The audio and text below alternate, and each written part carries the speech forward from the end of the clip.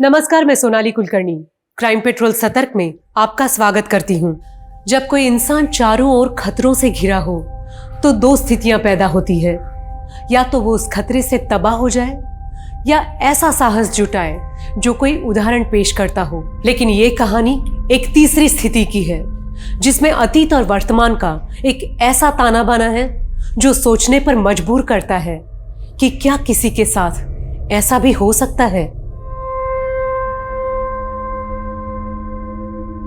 मैं खुद से बहुत बातें करती हूँ, लेकिन लोगों की आवाज बनना चाहती हूँ। इसीलिए मैं अपने ये मोनोलॉग्स रिकॉर्ड करती हूँ। क्या मुझ में भी स्पार्क है? कहते हैं शब्द बहुत कीमती होते हैं, पर क्या लोग मेरे इन शब्दों की कीमत समझ पाएंगे?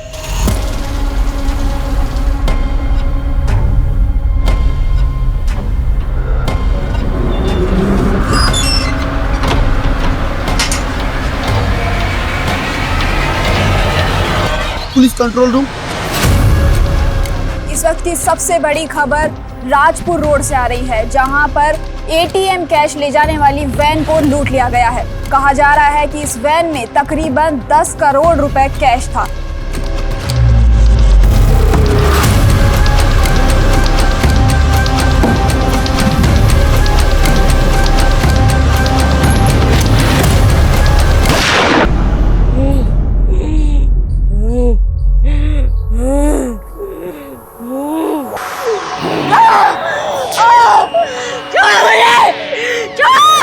बता कौन है तू? इस लड़की के अंदर कैसे घुसा? बोल कौन है तू? कुछ इस तरह के केसेस होते हैं जो हमें इतना हैरान कर देते हैं कि हम ना चाहते हुए भी कुछ दूसरे पहलू में उलझ जाते हैं। हर तहकीकात किसी भी विक्टिम के माजी या अतीत का रुख जरूर करती है। इस केस में हम मल्टीपल एंगल्स पे काम कर रहे थे, पर मुश्किल ये थी कि हम तय नहीं कर पा रहे थे कि हम सही दिशा में हैं या नहीं। हम खुद को चैलेंज कर रहे थे, पर हमारे सामने कुछ ऐसा आने वाला था जो हमारी आंखें खोलने वाला था। कट इट साउंड, ब्रेक के बाद करते हैं। श्योर।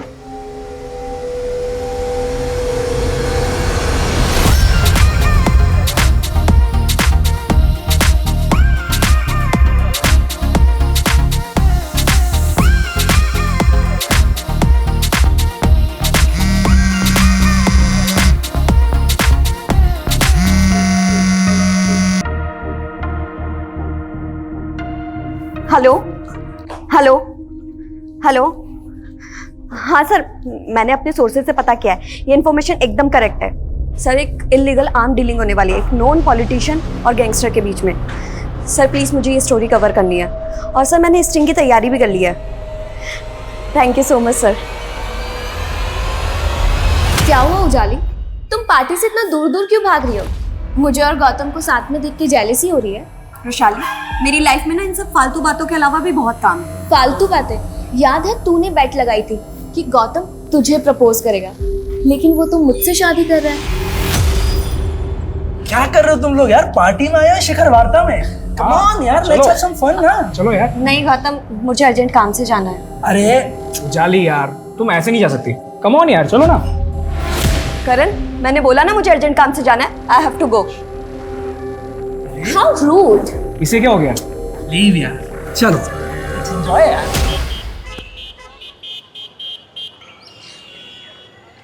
ये तीसरा कॉन्ट्रैक्ट हाथ से निकल गया है। I am damn sure company का कोई एम्प्लॉय हमारे कोटेशंस लीक कर रहा है। देखो, डिटेक्टिव करना है करो, मुझे कंपनी के हर एम्प्लॉय को इन्वेस्टिगेट करना है, समझे?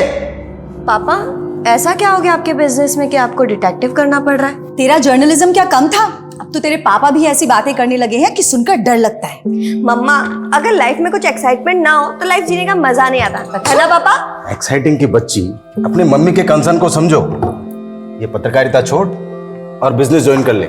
फिलहाल पापा मैं अपने जर्नलिज्म से बहुत खुश हूँ, और हाँ, मुझे चेंज करके फटाफट निकलना है कि स्टोरी कवर करनी है। मतलब तू एक और नया खतरा मोल लेने जा रही है? मम्मा, कोई खतरा मोल नहीं ले रही हूँ मैं। इतनी क्यों टेंशन लेते हो आप? डोंट मेक अस फूल बेटा, आई नो तुम अंडर कवर बन के डिस्गाइज लुक में इधर उधर जाती हो, और इस बार भी किसी मिशन पे जा रही हो।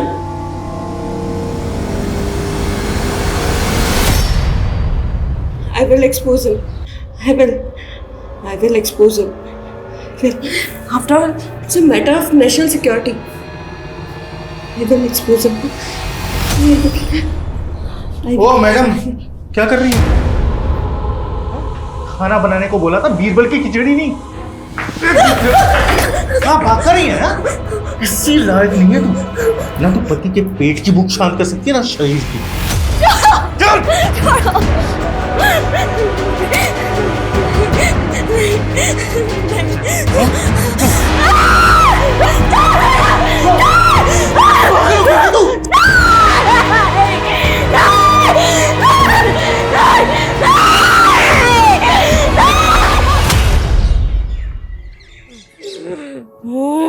बाबा, 1 महीने पहले मेरी इससे शादी हुई थी, लेकिन जब भी मैं इसके साथ संबंध बनाने की कोशिश करता हूँ ना, इसके अंदर भूत आ जाता है।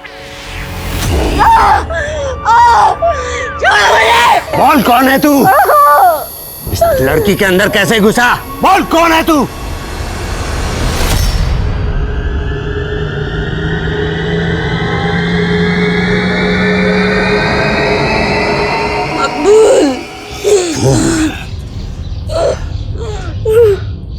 तेरी बीवी के अंदर मकबूल का भूत है। बाबा, आप इसका भूत निकाल सकते हो क्या? अरे निकालेंगे नहीं, खरीद भी लेंगे। तू तो बस बोली लगा। बाबा, 1100 रुपए। 1100? अरे 1100 में इंसान नहीं पलता, भूत कैसे पालेंगे? 11,000 रुपए लगेंगे और गारंटी के साथ लिख कर देंगे कि तुम्हारी बीवी के अंदर मकबूल का भूत नहीं घुसे। हाँ। तो देखा आपने किस तरह से भूत खरीदी केंद्र पर भूत का सौदा किया जा रहा है।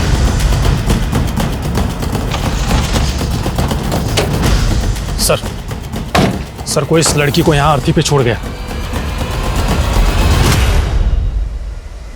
पूजा, खोलो जरा।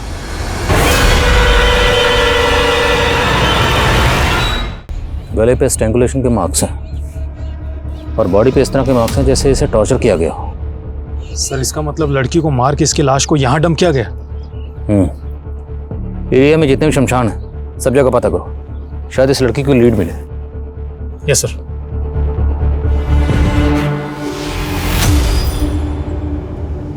पूजा, बड़ी गुजर पलटो।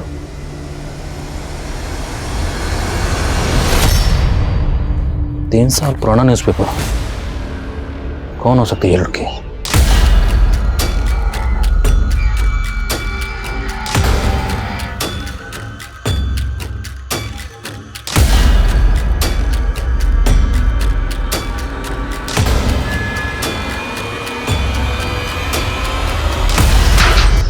बाहर खोले देख।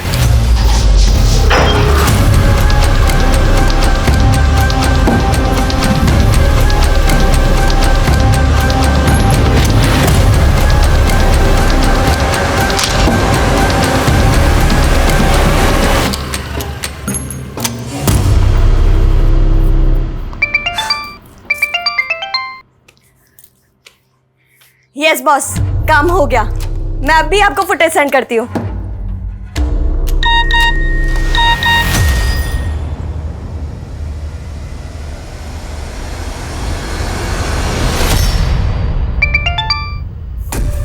ये क्या बकवास है रुशाली? एक्चुअली ना, मैंने गौतम के साथ बहुत मेमोरेबल टाइम स्पेंड किया, सोचा तुझे बता दूं। तू मुझे जेलस फील कराने के लिए इतनी हद तक गिर सकती है, ये मैं सोच भी नहीं सकती थी।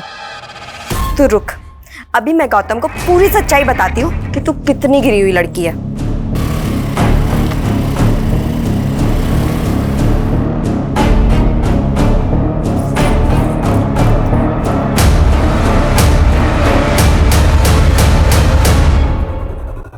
सर, जिस लड़की की लाश हमें अर्थी पर मिली थी, उसकी पहचान से जुड़ी कोई भी इंफॉर्मेशन नहीं मिल रही है और मिसिंग कंप्लेंट से भी कुछ पता नहीं चल रहा है। और सर, उस एरिया के आसपास सभी शमशान घाट में पता किया, वहां से भी कोई क्लू नहीं मिल रहा। ये नेचुरल डेथ नहीं है। पोस्टमार्टम रिपोर्ट के मुताबिक विक्टिम की मौत गला दबाकर की गई और विक्टिम की बॉडी पर और उसके प्राइवेट पार्ट में प्रोलॉन्ग इंजरीज के मार्क्स हैं। एक काम करो, यहाँ कहीं भी अर्थी का सामान मिलता है वहाँ पता करो, शायद कोई लीड मिले। और विक्टिम की तस्वीर सभी अखबारों और सोशल मीडिया पर सर्कुलेट करवाओ, शायद कोई शिनाख्त के लिए आ गया। सर,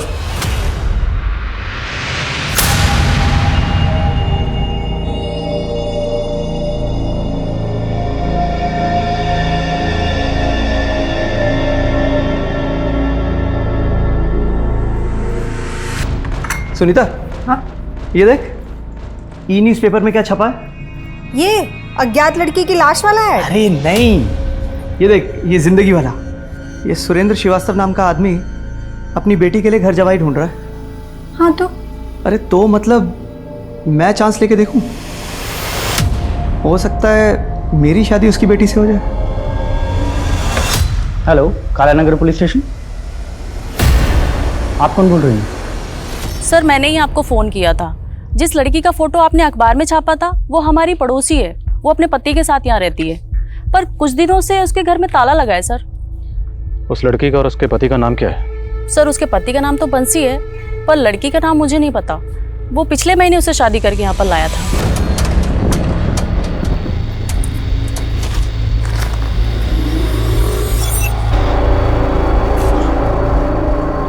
आ जाओ,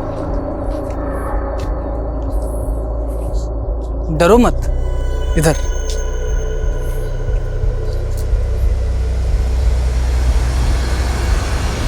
आपके पास उनमें से किसी का फ़ोन नंबर है?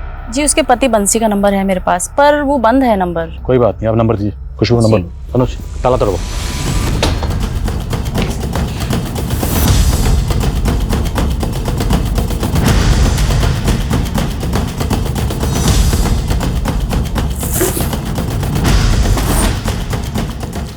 सर, बंसी की पासबुक मिली है।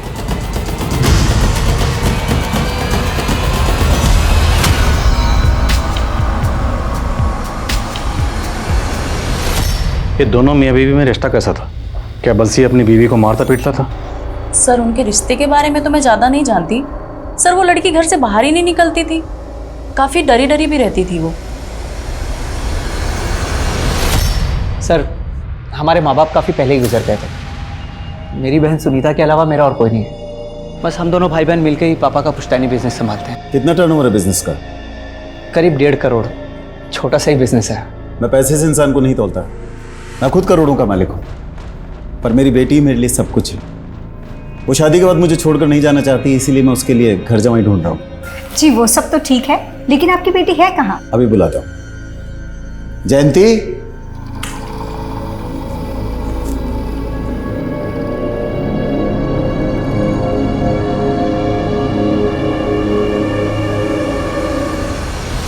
सर बंसी की ट्रांजैक्शन से पता चला है कि उसके अकाउंट में चौधरी ट्रांसपोर्ट से फंड ट्रांसफर होता था। मैंने चौधरी ट्रांसपोर्ट में पता किया, वो वहाँ पे एक ड्राइवर था और उसकी कंपनी वालों का कहना है कि 11 दिन पहले वो पंजाब एक डिलीवरी लेकर गया था, लेकिन अभी तक लौटा नहीं है। पता करो पंजाब में कहाँ गया था और इस वक्त वो कहाँ है। Okay sir. सर एक लोकल चैनल न्यूज़ की क्लिप में वो लड़की दिखाई दे रही है जिसका मर्डर हुआ था।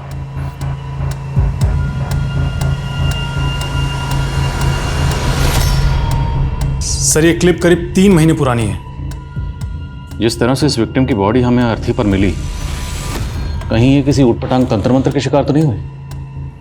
पता करो ये वीडियो कहाँ से अपलोड हुआ, इसका सोर्स क्या है। Yes sir.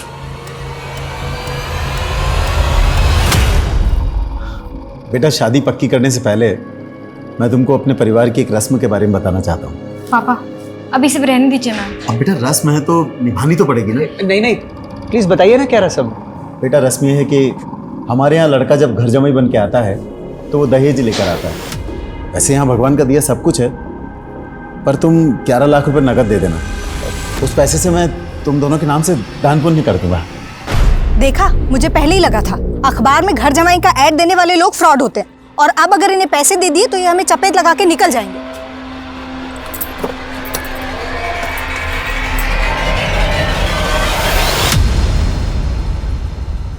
नहीं सर, मैंने किसी को टॉर्चर नहीं किया।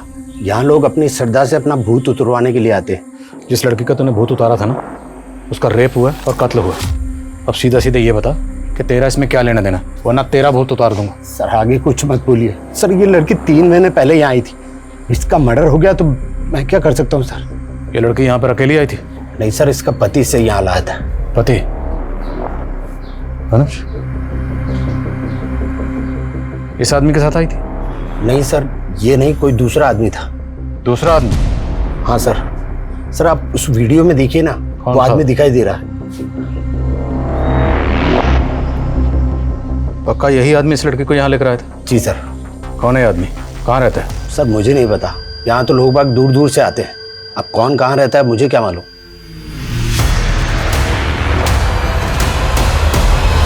कहा जा रहा था उजाली पे किसी मकबूल नाम के भूत का साया था, लेकिन ये मकबूल वाकई कोई भूत था या ये गुनाहों को छिपाने का कोई षड्यंत्र था। एक तरफ कहा जा रहा था कि उजाली बंसी की पत्नी थी, लेकिन अब पता चला था कोई निरंतर भी उसका पति था। लेकिन उजाली की मौजूदा जिंदगी का परिवेश उसके अतीत से एकदम अलग था। उजाली एक बिजनेस फैमिली से ताल्लुक रखने वाली एक पढ़ी लिखी लड़की थी जो 3 साल पहले तक मीडिया से जुड़ी थी, लेकिन उसका अतीत कई चौंकाने वाले कड़ियों से जुड़ा था, जिसका एक पहलू उजाली की दोस्त रुशाली का मर्डर था।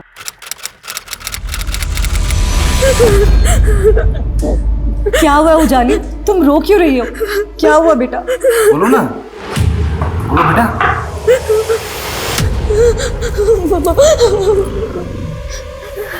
ले चलो इसे।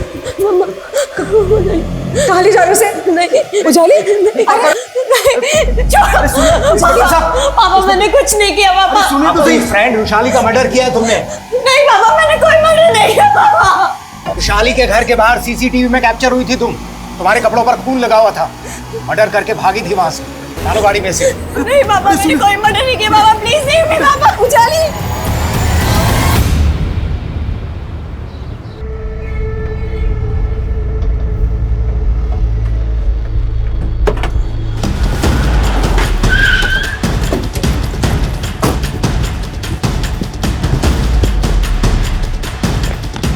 मैंने कुछ नहीं किया, मैंने कुछ नहीं किया, मैंने कुछ नहीं किया साहब, मैंने कुछ नहीं किया साहब। मैं तो मेरे काम से पंजाब गया हुआ था साहब, वहाँ अखबार में देखा कि मेरी बीवी का यहाँ पे मर्डर हो गया, तो मैं डर गया था साहब। सब पता है हमें, तो एक लंबे अरसे से अपनी बीवी को फिजिकली और सेक्सुअली अब्यूज कर रहा था, तूने उसको नहीं साहब, हमारे तो शादी के बाद भी शारीरिक संबंध नहीं बने थे साहब, मैं सच कह रहा हूँ साहब। अभी 15 दिन पहले तुम उसको सही सलामत छोड़ के गया था साहब। पूजा, मुझे पंजाब से वापस लौटने में 6-7 दिन लग जाएंगे, तुम ध्यान रखना अपना। हाँ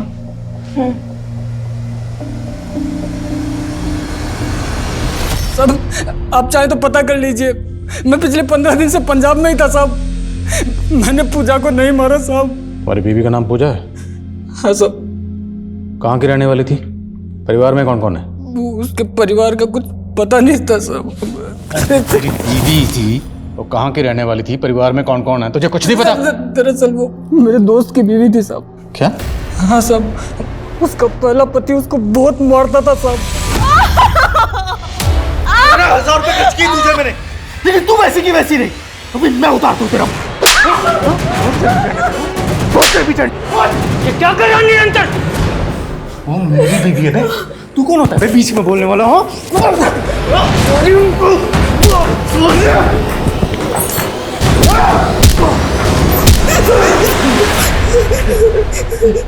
चलो पूजा, चलो यहाँ से। वो कभी ना चाहता तो पूजा को कहीं भेज देता साहब, इसलिए मैं उसे बचा के अपने साथ ले आया साहब।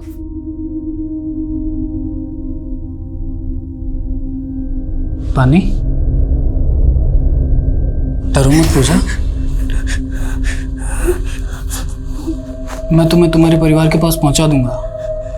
बताओ, कहाँ रहता है तुम्हारा परिवार? पूजा ने मुझे कुछ बताया नहीं साहब, और इसलिए उसे सहारा देने के लिए मैंने उससे दूसरी शादी कर ली।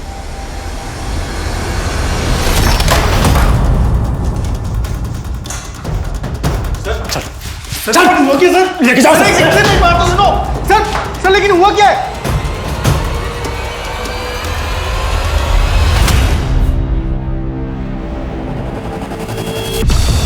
साहब वो बंसी झूठ बोल रहा है साहब। सब सच ये है कि पूजा का दिमाग खराब था साहब, उल्टा मैं तो उसका इलाज करवा रहा था। तो उल्टा इलाज करवा रहा था उसका? काफ़ी लंबे अरसे से उसको टॉर्चर कर रहा था और उसे फिजिकली और सेक्सुअली अब्यूज भी कर रहा था। साहब सच बात तो ये है कि मैं कभी पूजा के साथ फिजिकल रिलेशन बना ही नहीं पाया साहब। मैं जब भी उसके पास जाता रहा उल्टा मुझे मारने को दौड़ती थी साहब। तो इसलिए तूने उसे मार दी? साहब मैं क्यों मारूंगा उसको साहब, उसका दिमाग बिल्कुल खराब था। सच बताऊं तो औरत कभी मुझे समझ ही नहीं आई साहब। कभी तो गवारों वाली हरकत करती थी, कभी अंग्रेजी में बड़बड़ाती थी। I will expose him. I will. I will expose him. After all, it's a matter of national security. I will expose him. पूजा के पेरेंट्स कहाँ रहते हैं? वो अनाथ थी साहब। 6 महीने पहले एक सामूहिक विवाह में मेरी उससे शादी हुई थी। सामूहिक विवाह? हाँ साहब। साहब वो मुकेश नाम का एक सामाजिक कार्यकर्ता है, उसने ही हमारी शादी कराई थी। ये लीजिए, हमारा एनजीओ 21 अनाथ लड़कियों की शादी करवा रहा है और मैंने सुना है कि तुम्हारी भी शादी नहीं हो रही है, तो तुम चाहो तो इनमें से किसी एक लड़की के साथ एनजीओ द्वारा आयोजित सामूहिक विवाह सम्मेलन में शादी कर सकते हो। सर ये वाली साहब मुझे नहीं मालूम था कि जिससे मेरी शादी हुई थी वो दिमाग से खिसकी हुई थी। मुकेश और उस एनजीओ की डिटेल्स हो जिन्होंने तुम्हारी शादी करवाई थी। ठीक है सर। जयंती, याद है तुमने कहा था जब तक हम दोनों एक दूसरे को ठीक तरह से जान नहीं लेते तब तक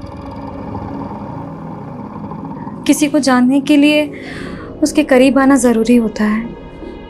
कहीं तुम नपुंसक तो नहीं, इसलिए घर जवाई बनने के लिए तैयार हो गए?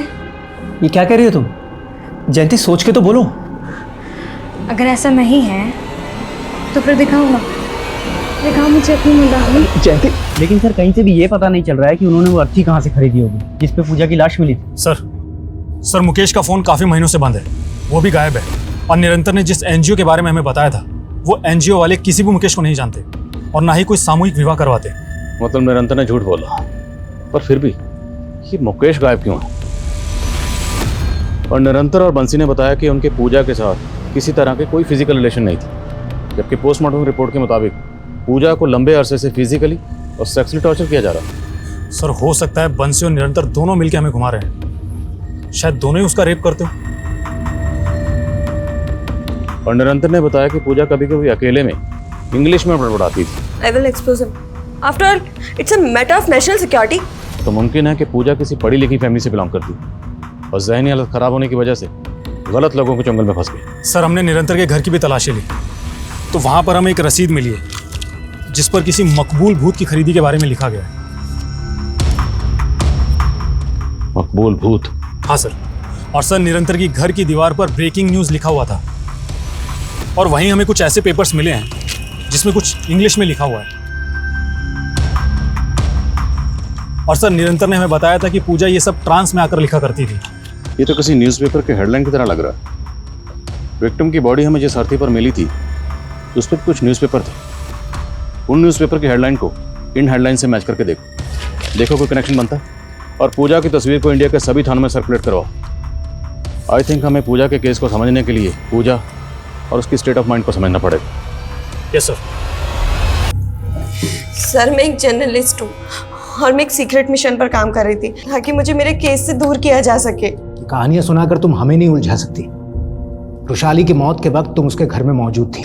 सर मैं वहाँ सिर्फ गौतम से मिलने गई थी और जब मैं वहाँ पहुँची तो मैंने देखा कि गौतम, और इसी वजह से मेरे कपड़ों पर खून लग गया और कपड़ों पर खून लगने की वजह से मैं घबरा गई। मुझे कुछ समझ नहीं आया, मैं अपने घर चली गई। बस मैंने ये गलती कर दी। मुझे उसी वक्त आप लोगों को कॉल करना चाहिए था। लेकिन किया नहीं। तुम्हारा मोबाइल भी चेक करवाया हमने। ये वीडियो दिखा के ब्लैकमेल कर रही थी ना तुम रुशाली को? नहीं सर, बल्कि ये वीडियो रुशाली ने खुद मुझे भेजा था। झूठ मत बोलो। तुम्हारे खिलाफ गौतम ने भी स्टेटमेंट दिया है। सर एक बार पहले उजाली ने मुझे प्रपोज किया था लेकिन मैंने उसे क्लियर कर दिया था कि मैं रुशाली से प्यार करता हूँ। इसी जेलसी के चलते तुमने रुशाली का मर्डर? नहीं सर, ट्रस्ट में मैंने किसी को नहीं मारा, मैंने किसी का खून नहीं किया है सर। बेटा एनजीओ तो क्या, तो जिस मोहल्ले में रहता है ना वहां भी आज तक कोई सामूहिक विवाह नहीं हुआ है। पूजा को कहां से लाया था बोल? सब मुकेश लाया था पूजा को मेरे पास। कहां से लाया था? साहब 51,000 रुपये में खरीदा था मैंने मुकेश से पूजा को साहब, लेकिन मेरी कोई गलत मंशा नहीं थी साहब। मेरी शादी नहीं हो रही थी और मुझे अपना घर संभालने के लिए एक औरत चाहिए थी, तो अब वही तो वो भूत है जो पूजा में घुसा था। निरंतर और चिराग बाबा मकबूल को भूत बता रहे हैं, तो जब पूजा तुम्हारे साथ रह रही थी पूजा ने कभी भी तुम्हारे सामने इस मकबूल का जिक्र किया था? मकबूल? नहीं सर, लेकिन अक्सर वो नींद में बहुत बेचैन हो जाती थी सर। नहीं, छोड़ो, नहीं नहीं, छोड़ो मुझे, छोड़ो, पूजा, पूजा क्या हुआ? पूजा नींद में यासिर का नाम बड़बड़ाती थी। तो आपने कभी किसी यासिर को पूजा के साथ देखा था?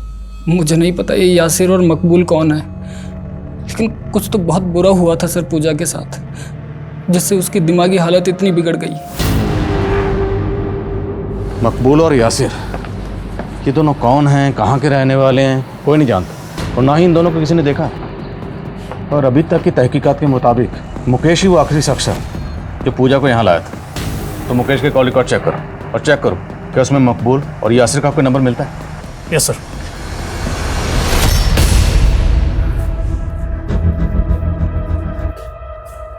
दिनेश, तेरा जयंती से कोई झगड़ा हुआ क्या? झगड़ा नहीं तो पापा। जयंती का सुबह से कुछ पता नहीं, फोन भी स्विच ऑफ आ रहा है, पता नहीं कहाँ चले गए। सुबह से गायब है, कहाँ जा सकती है? हेलो जी, बोल रहा हूँ। क्या? नहीं, देखो तुम मेरी बेटी को, मेरे पास इतना रुपए नहीं है भाई। हेलो हेलो पापा, कौन था ये? बेटा किसी ने जयंती को किडनैप कर लिया है और फिरौती में 5 करोड़ रुपए मांग रहा है। व्हाट? पापा, हमें तुरंत पुलिस को इन्फॉर्म करना चाहिए। आइए नहीं, नहीं पापा। उसने धमकी दी है कि अगर हमने ऐसा किया तो जयंती को, क्या करूं? कितना भी जोर लगा लूं पर 2 करोड़ से ज्यादा का इंतजाम नहीं कर सकता मैं। तू कुछ करना बेटा। पापा मैं इतने पैसे, बीवी है वो तेरी, अरे अपनी बीवी के लिए इतना नहीं कर सकता? किडनैपर ने हमें केवल 24 घंटे की मोहलत दी है बेटा। पापा आप फिक्र मत कीजिए, मैं कुछ करता हूं। सर, मुकेश के सीडीआर में किसी यासिर और मकबूल का नंबर नहीं मिला है, बल्कि उसके सीडीआर में कई फेक आईडीज के नंबर्स हैं। अगर मुकेश ने पूजा को किसी को बेचा था तो जाहिर है वो सेक्स रैकेट और ह्यूमन ट्रैफिकिंग से भी जुड़ा होगा। एक काम करो, एरिया के जितने भी ब्रोथल सब जगह चेक करो और ह्यूमन ट्रैफिकिंग से जुड़ा केसेस स्टडी करो, शायद इस मुकेश की कोई लीड मिले। Yes sir. सर हमें सर कानपुर पुलिस से पूजा की एक इन्फॉर्मेशन मिली। उनका कहना है कि ये लड़की पूजा नहीं बल्कि उजाली नाम की एक जर्नलिस्ट थी सर, जो किसी रुशाली नाम की लड़की के मर्डर केस में प्राइम सस्पेक्ट भी थी। और सर ये उजाली उस मर्डर केस में बेल पर थी, जिसके बाद से वो फरार है। तब से कानपुर पुलिस इसकी तलाश कर रही है। तो मतलब हमारे केस की विक्टिम मर्डर केस की सस्पेक्ट थी।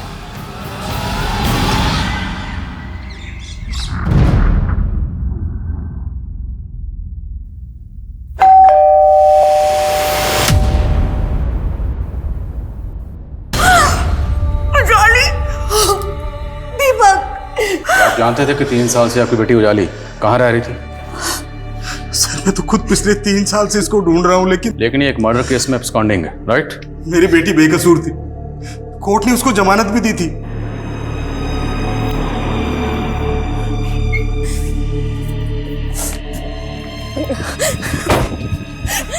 जमानत पर बाहर आने के बाद उसको किसी ने अगवा कर लिया था सर। किसने अगवा किया? कौन था वो? ये तो नहीं मालूम, लेकिन उसके साथ साजिश हुई थी। हमने उसकी मिसिंग कंप्लेंट भी पुलिस में लिखवाने की कोशिश की थी सर, लेकिन पुलिस ने हमारी कंप्लेंट तक दर्ज नहीं की, उल्टा उस पर फरार अपराधी का टैग लगा दिया सर। कहीं ऐसा तो नहीं कि मर्डर चार्जेस से बचाने के लिए आपने खुद ही अपनी बेटी को कहीं भेज दिया छुपने के लिए? नहीं सर, मैं तो पिछले 3 साल से उसकी तलाश में था। मैंने सपने में भी नहीं सोचा था कि एक दिन उसकी मौत की खबर सुनने को मिलेगी। आपकी बेटी उजाली पूजा बनकर कोटा में इन लोगों के साथ में रह रही थी। इनमें से किसी को जानते हैं आप? नहीं। उजाली मर्डर केस अब 3 साल पहले हुए रुशाली मर्डर, जिसमें पुलिस की जांच को दोहरे मापदंडों में उलझा के रख दिया था। उजाली ने 3 साल पहले रुशाली का मर्डर किया था या नहीं, इसके साथ पुलिस को यह भी पता करना था कि उजाली की जिंदगी में मुकेश, निरंतर और बंसी कैसे आए और मकबूल और यासिर कौन थे। आखिर उजाली का उनसे क्या वास्ता था।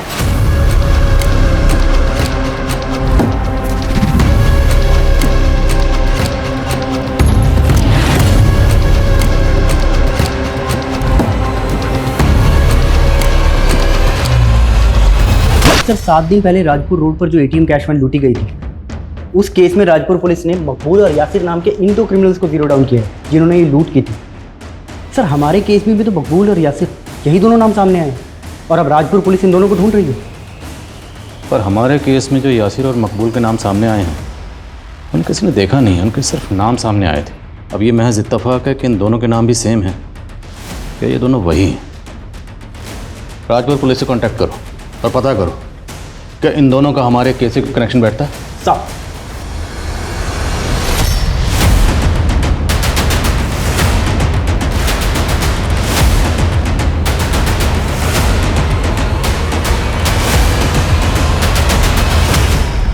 उनसे तो यही पता चला है कि उजाली की कभी भी रुशा सर उजाली जब बेल पर रिहा हुई थी तो उसने लास्ट कॉल किसी करण नाम के लड़के को किया था और सर करण ने कानपुर पुलिस को काफ़ी हैरान करने वाले स्टेटमेंट दिए थे। उजाली ने जब मुझे लास्ट टाइम कॉल किया तो उसने मुझसे फेवर मांगा था। उसने मुझसे कहा कि मैं अपने क्रेडिट कार्ड से उसके बेंगलोर जाने के लिए फ़्लाइट की टिकट बुक कर दूँ, लेकिन सर ऐसा करके मैं फंसना नहीं चाहता था, इसलिए फिर मैंने कोई टिकट बुक ही नहीं की। करण के स्टेटमेंट के बाद कानपुर पुलिस ने उजाली को बैंगलोर में भी ढूंढने की कोशिश की थी। सस्पेक्ट तो रुशाली का मंगेतर गौतम भी था। अब चूंकि उजाली कहीं गायब होगी तो सारा शक उसी पे आ गया और गौतम को मिल गई क्लीन चिट। तो सर उजाली को गायब करने में गौतम का भी हाथ हो सकता है? मुमकिन है, या ये भी मुमकिन है कि उजाली खुद ही कहीं गायब हो गई और वो पागलपन वो सिर्फ महज उसका एक ड्रामा। आई थिंक हमें इन्वेस्टिगेट करना चाहिए। हो सकता है उन्हीं में से किसी ने उजाली को गायब किया और उसका मर्डर भी कर दिया। नेताजी, वो जर्नलिस्ट उजाली, उसके मर्डर केस वाली पुलिस अब रुशाली मर्डर केस में दिलचस्पी ले रही है। कहीं ऐसा ना हो कि वो उजाली का लिंक ढूंढते ढूंढते हम तक पहुंच जाए। सर उजाली 3 साल से गायब थी। अब अगर उसकी लाश मिली है तो इसका मतलब ये तो नहीं कि उसने रुशाली का मर्डर नहीं किया होगा। एक बात बताओ, तुम और रुशाली दोनों लिव इन रिलेशनशिप में थे ना?